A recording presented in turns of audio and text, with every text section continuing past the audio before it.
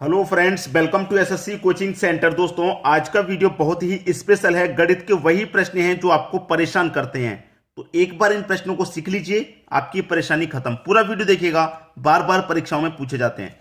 तो चलिए स्टार्ट करते हैं।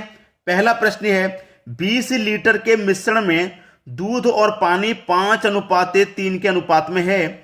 अगर प्रस्तुत मिश्रण के 4 लीटर को 4 लीटर दूध से निकाल दिया जाए तो नए मिश्रण में दूध व पानी का अनुपात क्या होगा। बहुत शानदार प्रश्न है। आपके पास जो मिश्रण है वो है 20 लीटर का। 20 में से क्या कर रहा है, 4 लीटर दूध को निकाल दिया। भाई, दूध और पानी का मिश्रण है, हमने केवल दूध निकाला है, तो आपके पास जो मिश्रण है वो 16 लीटर बचा। मिश्रण कितना बचा, 16 लीटर, याद रखना इस बात को। और हमने निकाला किसको है, 4 लीटर दूध से निकाला है। 4 लीटर दूध को निकाला है भाई, मिश्रण के 4 लीटर से 4 लीटर दूध से निकाला है। ठीक है, अब देखिए हमारे पास क्या क्या चीज है, दूध और पानी, इनका हमारे पास अनुपात है 5:3। 5:3 है। ठीक है, हमारे पास मिश्रण कितना है, 16 का है। जब हमारे पास मिश्रण का योग 16 है तो हम अनुपातों का भी योग कर लें, तो 5 और 3 8। इस योग में अनुपात के योग से डिवाइड कर दो, 2 बार में जाएगा। अब मैं 2 का गुना 5 से कर दूं तो 10, और 2 का गुना 3 से कर दूं तो 6। इसका मतलब मेरे पास दूध कितना है, 10 लीटर, पानी कितना है, 6 लीटर। अब एक चीज हमने क्या निकाला था, 4 लीटर दूध निकाला था। टोटल मिश्रण 20 था, हमने 4 लीटर को 4 लीटर दूध से निकाल दिया। हमने जो निकाला था उसे दूध को ही तो निकाला था, मिश्रण टोटल 20 था। इस 20 में से हमने 4 लीटर दूध को निकाला था केवल। अब दूध हमारा 10 है, जो 4 लीटर दूध को निकाला है उसको भी जोड़ दो इसमें, तो दूध कितना हो गया भैया, 14, और पानी कितना आपके पास, 6। 14:6 है। तो दूध व पानी का अनुपात अब क्या होगा, 2 से कटा दो 7 बार में, 2 से कटा दो 3 बार में, 7:3 आपका सही जवाब हो जाएगा, जो कि डी ऑप्शन में। भूलिए मत प्रश्न को, जो 4 लीटर हमने दूध निकाला है ना, उस दूध में जोड़िए तो सही। 10 लीटर दूध है, 4 लीटर जो निकाल दिया था उसको भी जोड़ दो, 14 लीटर दूध हो जाएगा। 6 लीटर पानी, 14 और 6 टोटल मिश्रण 20 लीटर का। क्लियर है, अनुपात अब निकल के आ गया। क्लियर है सभी को। अब देखेंगे हम अगला प्रश्न। अगला प्रश्न है, एक व्यक्ति एक्स की ओर 40 किलोमीटर पर घंटे की गति से यात्रा करता है और वापसी गति 50% बढ़ा देता है, तब दोनों यात्राओं की औसत चाल क्या होगी। देखिए, पहले जो गति है वो कितनी है, 40 की, फिर 50% और बढ़ा दी। तो देखिए, पहले गति मेरी 40 की है, तो 40 का 50% निकाल लूं। 50% मतलब परसेंट का मतलब बटे में 100, 2 जीरो से 2 जीरो कटा दूंगा, 4 पंजे 20। तो देखिए मैंने क्या किया, 20 किलोमीटर प्रति घंटा और बढ़ा दी। पहले से मेरे पास 40 थी, वापसी में क्या किया, 50% बढ़ा दी, मतलब 20 की बढ़ा दी। तो हमसे औसत चाल पूछ रहा है। औसत चाल बराबर क्या होता है, औसत चाल बराबर होता है 2xy x + y, ये होता है। ठीक है, अब रख दीजिए इसी में 2 गुने पहले वाली चाल x, तो कितना 40, x का मान कितना आ गया 40, गुने y का मान कितना हो गया, पहले से 40 थी, 20 और जोड़ दी उसमें, तो 60 की हमारी चाल होगी। वापसी चाल 50% बढ़ा दी ना, तो पहले से 40 थी, 50% बढ़ाने का मतलब 20% बढ़ा दी, तो क्या होगी, 60 होगी। बटे में x और y दोनों को जोड़ दो, x ये y ये दोनों को जोड़ दूंगा, 100 हो जाएगा। ठीक है, 0 से 0 गया, 0 से 0 गया, 2 चौके 8, 8 6 48। तो आपकी औसत चाल कितनी निकल के आ गई, 48 किलोमीटर प्रति घंटा। 48 किलोमीटर प्रति घंटा की आपकी औसत चाल निकल के आ गई, जो कि सी ऑप्शन में दिया गया है। इतना सा प्रश्न था बस, और इस प्रश्न ने आपको कितना घुमा फिरा के दिया। तो प्रश्न की जो लैंग्वेज है, जो भाषा दी गई है, उसको पहले समझिए। अब देखेंगे अगला प्रश्न। अगला प्रश्न है, यदि एक राशि पर 2 वर्ष में 10% प्रति वर्ष की दर से चक्रवृद्धि ब्याज 2100 रुपये हो, तो उसी धन पर उसी दर से साधारण ब्याज क्या होगा। प्रिंसिपल हमको नहीं दिया गया है, क्या है, प्रिंसिपल हमको नहीं दिया गया क्या है, कोई बात नहीं। हमें क्या 2 वर्ष का निकालना है, तो ये पहला वर्ष हो गया, और ये क्या हो गया भैया, दूसरा वर्ष। ठीक है, ये दूसरा वर्ष। हमारी जो राशि है वो 2 वर्ष में 10% प्रति वर्ष की दर से चक्रवृद्धि ब्याज हमको 2100 रुपये मिल पा रहा है। चक्रवृद्धि ब्याज 2100 रुपये मिल रहा है, तो हमारा साधारण ब्याज क्या होगा 2 वर्ष के लिए, जबकि वही समय रहेगा, वही रेट रहेगा, तो साधारण ब्याज क्या रहेगा, ये पहला वर्ष और ये हो गया आपका दूसरा वर्ष। देखिए सीधा सीधा प्रश्न को समझिएगा कि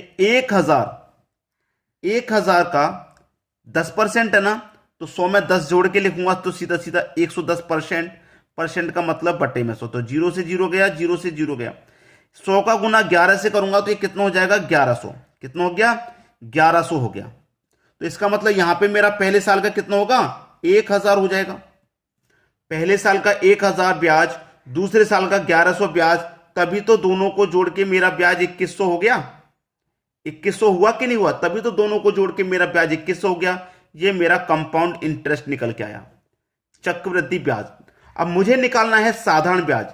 मेरा एक साल का ब्याज 1000 है, तो साधारण ब्याज में क्या रहता है, जो एक साल का है वही दूसरी साल के लिए भी रहेगा, तो दूसरी साल के लिए भी 1000 रहेगा।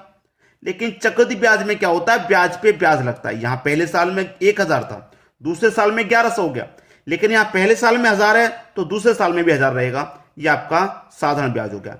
1000 और 1000 2 वर्ष में कितना हो गया, आपका साधारण ब्याज 2000। ठीक है, ये क्या निकल के आ गया, सिंपल इंटरेस्ट यानी कि एसआई। ठीक है, तो हमसे क्या पूछा था, साधारण ब्याज क्या होगा, साधारण ब्याज 2000 हो जाएगा। डी ऑप्शन आपका सही जवाब। अब देख लेंगे अगला प्रश्न। अगला प्रश्न है 16200 वर्ग मीटर क्षेत्रफल के एक वर्ग के विकर्ण की लंबाई क्या होगी। एक वर्ग है, ठीक है, एक वर्ग है, इस वर्ग का क्षेत्रफल दे रखा है 16000 दोस्तों। इस वर्ग का पूरा क्षेत्रफल दे रखा है 16200 वर्ग मीटर। ठीक है, ये हमारे पास क्षेत्रफल है।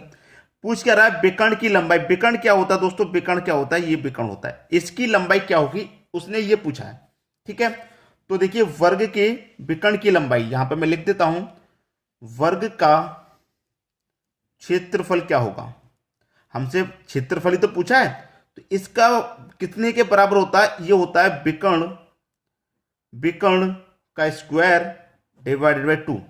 ठीक है, अब देखिए वर्ग का जो क्षेत्रफल है वो हमें दे दिया गया 16200 बराबर, विकर्ण हमको नहीं पता क्या है, नहीं पता तो x मान लेंगे, और विकर्ण का स्क्वायर मतलब x का स्क्वायर डिवाइडेड बाय 2।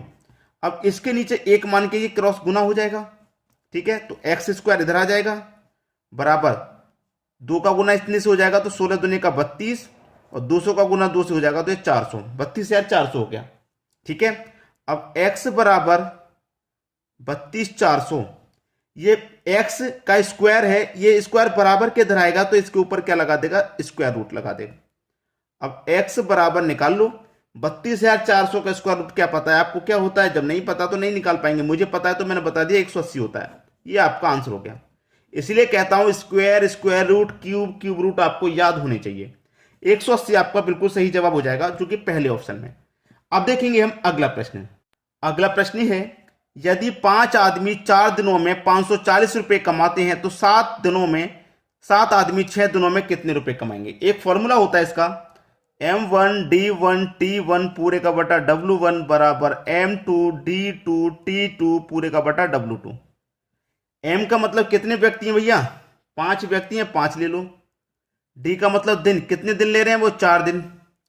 T का मतलब टाइम, 6 घंटे 7 घंटे, ऐसा टाइम नहीं दिया गया तो रहने दीजिए जब नहीं दिया गया। W1 मतलब वर्क 1, वर्क क्या है, 540 रुपए कमाते हैं वो, ये इनका वर्क है बराबर। बाद में कितने व्यक्ति हैं, 7 आदमी। 6 दिनों में कितने रुपए कमाएंगे, वर्क नहीं पता, बाद में कितना नहीं पता तो x ले लो। यहां तो मालूम था 540, लेकिन यहां का नहीं पता, नहीं पता कोई बात नहीं, बस इसी को सॉल्व कर लीजिए, आपके प्रश्न का आंसर आ गया। 5 चौके 20 बट्टे में 540 बराबर 7 42 बट्टे में x। क्या कर दो भैया, क्रॉस गुना हो जाएगा यहाँ पे।